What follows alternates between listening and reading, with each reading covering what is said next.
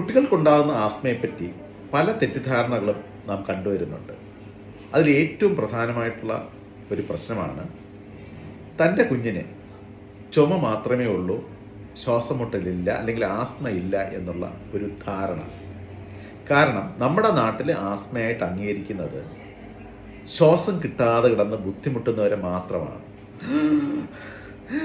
ഇങ്ങനെ വലിക്കണം. എന്നാൽ അതല്ല ആസ്മ. അത് ചികിത്സിക്കാത്ത ആസ്മയാണ്, അല്ലെങ്കിൽ ചികിത്സിച്ചിട്ടും ശരിയാകാത്ത ആസ്മയാണ്. ചുമ വരുമ്പോഴേ നമ്മൾ ആസ്മയെ ആസ്മയായിട്ട് കാണണം. അതായത് നോർമൽ ശ്വാസനാളം ഇതാണ്, ബുദ്ധിമുട്ട് വരുമ്പോൾ ഉള്ള സ്റ്റേജ് ഇതാണ്. എങ്ങനെ മനസ്സിലാക്കാമെന്നല്ലേ? അതിരാവിലെ ചുമ കൂടുന്നു, വൈകുന്നേരം ചുമ കൂടുന്നു, മിഡ് നൈറ്റിൽ ചുമ കൂടുന്നു, പകലിനെ കാട്ടിലും അത് ആസ്മയുടെ ആദ്യ ലക്ഷണമായിട്ട് കാണണം. ആ സ്റ്റേജിൽ ഒരു ശിശുരോഗ വിദഗ്ധനെ കാണിക്കുക, ശരിയായ ചികിത്സ നേടുക. നന്ദി.